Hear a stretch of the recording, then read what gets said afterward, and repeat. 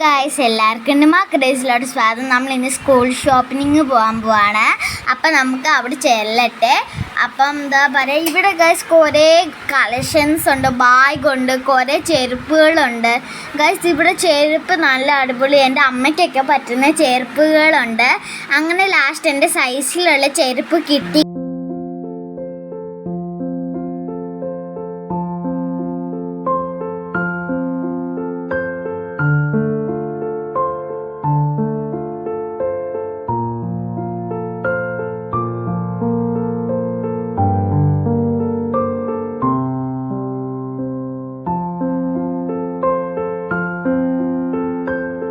നമ്മൾ ഗായ്സ് ഇവിടെ ഓച്ചറയിലാണ് ഞാൻ വന്നത്.